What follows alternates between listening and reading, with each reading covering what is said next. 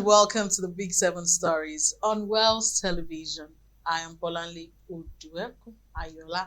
Every week on the show, we count down the 7 stories that everyone is talking about. We start from the news that shakes the nation, and we even talk about the events that are shaping our world.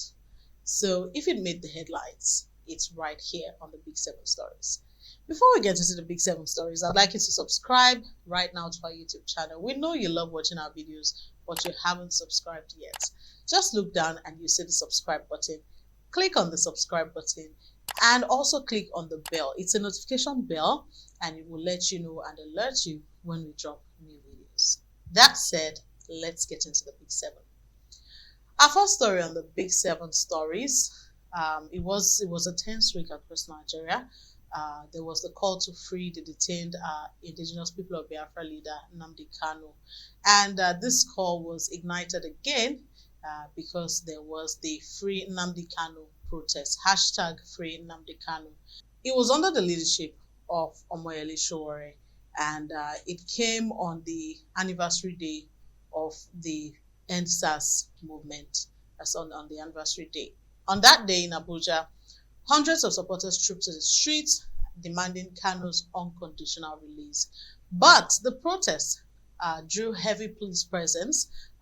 For the whole of last week, the police had, been sounding it in the ears of the would-be protesters that they shouldn't go to some parts of Abuja. They went to the court, said they got a court order stopping the protesters from moving to some parts of Abuja, which include the ASUU Villa and some other parts as well. However, when the protest started, the videos went viral on social media. When the protest started, there was heavy police presence, and the forcemen apparently fired tear gas to disperse crowds who were around the Federal High Court and the Ministry of Justice. Don't forget that Sowore, activist and former presidential candidate, was at the forefront of the protest. Also, we had the lawyer to Nnamdi Kanu as well at the end of the protest, Aloy Jimako, as well as Nnamdi Kanu's brother. And these three, alongside some others, about 8, were arrested during the rally. Now, police spokesman Benjamin Hundeyin explained that Showore's arrest was due to what they described as a breach of public order and violation of existing restrictions during the protest. Also, we saw again that after Sowore was given bail in the court, the police re-arrested him. And they said it was due to violation of existing restrictions around court premises. And this arrest sparked outrage online. There's so many hashtags on X, formerly Twitter, calling for his release and trending across other social media platforms as well. Right now, Aloy Jimako, that's the lead counsel to Nnamdi Kanu, has been remanded in Kuje prison over his alleged role in organizing the Abuja protest and across the southeast as well. On that day, Monday, major towns observed a near total shutdown. The supporters of Nnamdi Kanu enforced a stay-at-home order to show solidarity with Nnamdi Kanu. The streets were deserted, shops were closed, and businesses were grounded. Meanwhile, Nnamdi Kanu's terrorism trial, because he's been tried on terrorism-related charges, is continuing to stall. There's complaints of limited access to legal materials and restricted visits from his lawyers. Don't forget that he also said that he was going to defend himself. He was going to be his own defense during the trial. But he has complained that he's not been able to access legal materials that are important to his case. He has also put up the names of some very popular politicians as witnesses in his own trial. Where that is going to take us, we honestly don't know, but we'll continue monitoring this story. On our second story on the Big 7 Stories for today, this week, there were reports alleging that a coup plot was done within the armed forces. Now, this story apparently first broke on Sahara Reporters. They claimed that 16 senior military officers were being secretly detained by the Defense Intelligence Agency over an alleged plan to overthrow the government. And the report spread across social media like fire. There were public debates, some people anxious, over the state of national security. They even went ahead to say that this was the reason why the Independence Day, events were cancelled. That's the Independence Day parade. That's why it was cancelled. But the defense headquarters, that's the DHQ, dismissed the allegation. They described them as false, baseless, and mischievous. They insisted that there was no coup attempt. They urged Nigerians to disregard what they called dangerous rumors that are aimed at destabilizing the country. However, just on Friday, in a surprising twist that is deeply the speculation of a coup allegation, President Bola Tinubu announced the major shakeup in the military's top ranks. He removed the Chief of Defense Staff along with the Army, Navy, and Air Force chiefs, and he immediately appointed new officers to replace them. And the presidency has explained the move as part of efforts to strengthen the security architecture, to inject new energy into the armed forces, saying this is not about any alleged coup. But as of the weekend, the government is maintaining that there's no cause for alarm. The military remains loyal and firmly under civilian control, but many people are still questioning what truly transpired behind the scenes. Moving on to our next story on the Big 7 stories.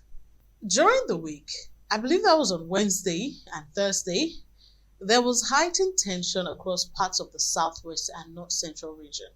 This was because the leaked intelligence report warning of possible coordinated attacks by the Islamic State in West African province ISWAP in Ondo and Kogi states.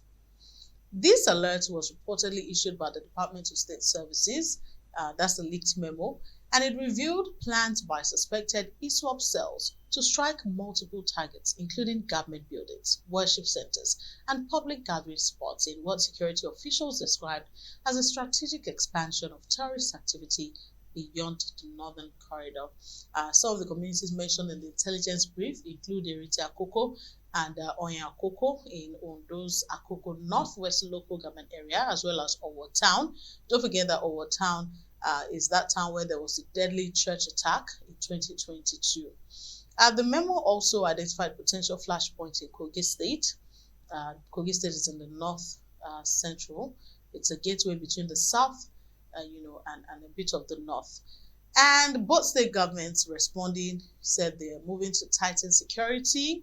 They are deploying joint patrol teams of soldiers, police, and local vigilante networks. As a matter of fact, the Kogi state government also appealed for calm, assuring residents that the situation was under control and also commending the DSS for what they called proactive and life-saving intelligence gathering.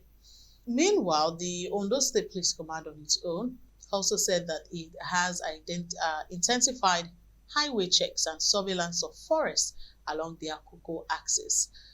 The federal government as well, through the Ministry of Defense, also called for closer intelligence sharing among security agencies, saying that coordinated information flow is critical to countering emerging threats in previously quiet regions. The real question is this: should reports like this make its way to civilians? Reports like this can tend to cause panic, in the minds of civilians. And it's not just about sharing this report, or it's not just about writing this report. What proactive thing is being done by the security forces to ensure that now that they know these plans, it doesn't happen? We really do hope that they're working, on one hand to ensure that this doesn't happen. Our next story on the Big 7 stories is our fourth story, and it's sort of an update. Now, talks between the federal government and Academic Staff Union of Universities, ASUU, reached a turning point this week. This is as the union suspended its 2-week warning strike. ASUU President Professor Chris Piona confirmed that the decision followed ongoing negotiations with government officials in Abuja, and he said the union opted for suspension to give room for further dialogue, but he stressed that their members are still dissatisfied with the proposed 35% salary increase. He said it's far below their expectations. Professor Piona also added that ASUU's demands go beyond pay. It's not just all about salaries. He said there's the issue of university funding, earned academic allowances, and the revitalization funds. And he specially warned that the suspension is temporary. He said the union would not hesitate to resume their strike action if the federal government fails to meet its demands. They actually gave them 1 month, period to do all the things they want to do. Otherwise, they're going to go on strike. Meanwhile, the National Association of Resident Doctors, NARD, is also reviewing its next line of action. Remember that it also gave a 30-day ultimatum to the federal government, and it's drawing to a close. The association is currently meeting as we speak. Today, Saturday, the association is meeting today to assess the government's response to its demands for improved working conditions, hazard allowances, and payment of withheld salaries. It's an ongoing thing, and we'll definitely give you reports on our daily news updates on how it goes. Moving on to the fifth story. This is a bit on the bright side. Nigeria has officially been removed from the Financial Action Task Force FATF grey list. It's a global watch list for countries that are under increased monitoring over money laundering and terrorism financing concerns. This announcement was apparently made by the FATF following its plenary meeting in Paris, confirming that Nigeria had completed all required reforms to strengthen its financial system. And our president, Bolanle Tinubu, also welcomed this decision. He described it as a major step forward in Nigeria's economic reform agenda, and he said the delisting is reflecting Nigeria's commitment to global financial transparency and accountability. Now, the Nigerian Financial Intelligence Unit, NFIU, the Economic and Financial Crimes Commission, EFCC, and the Attorney General's Office were among the agencies that were credited for meeting the FATF standards, which include stronger regulations, better interagency coordination, and improved oversight of financial transactions. This is a very good one because analysts who have spoken are saying that Nigerians' exit from that grey list will boost investor confidence, ease international transactions, and strengthen the country's financial reputation worldwide. This is a very good one for Nigeria. Now, moving on to our next story, which is our sixth story on the Big 7 stories. A dramatic jewel heist shook Paris this week as 4 thieves executed one of the most audacious robberies in recent memory. They stole crown jewels from France's Louvre Museum in broad daylight. On Sunday, 19th October 2025, around 9:30 a.m., 2 members of the gang, disguised as construction workers, used a truck-mounted extendable ladder to access the Louvre's Apollo Gallery. They smashed display cases, they removed 8 jewel-encrusted items, including an emerald and diamond necklace that was once owned by Napoleon I's wife, also a diadem that had belonged to Empress Eugenie. The entire break-in took them less than 7 minutes, and the thieves spent about 4 minutes inside before they escaped. Apparently, they fled using motor scooters. They left their truck behind. Now, since then, investigators have recovered a helmet, a glove, single grinders, safety vests, and some other tools that were used in the robbery. They said they have gathered over 150 DNA and fingerprint samples for forensic tracing, and the DNA traces were found particularly on 1 helmet and 1 glove. Also, a surveillance video of the escape has also emerged. It shows the thieves descending slowly via a furniture lift from the gallery and later switching to scooters to make their getaway. In fact, in one clip, one of the thieves is seen wearing a yellow high-vis vest and the other was wearing a motor helmet as they departed. The museum officials have acknowledged that there were indeed gaps in their exterior surveillance. They have admitted that there was no camera covering the wall from where the thieves broke in. And the director of the Louvre, Laurence Decar, has offered her resignation to policymakers, although the move was declined. They said she can continue, doing her work. It's very ridiculous, how these people decided to go into one of the biggest and most famous museums in the world. But as of now, the culprits are still at large. Authorities say the clock is ticking and they're still working to see how they're going to get them. And our last story on the Big 7 stories takes us to sports. This week, Nigeria's Super Falcons delivered a confident performance in Louvre, securing a 2-0 away win over Benin Republic in the first leg of their 2026 Women's Africa Cup of Nations qualifier. That's the WAFCON.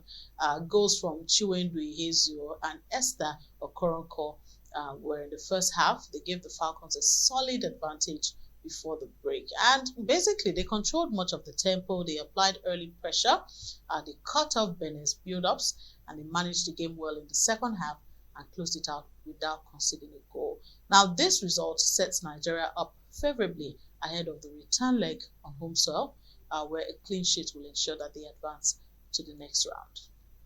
And that's how the week looked. 7 big stories in one clear picture. Thank you so much for watching the Big 7 stories on Wells Television. I am Bolanle Oduekun-Ayoola. Always remember, the news doesn't end when the bulletin does. So stay curious, stay informed, and I'll see you next week with another Big 7. Bye-bye.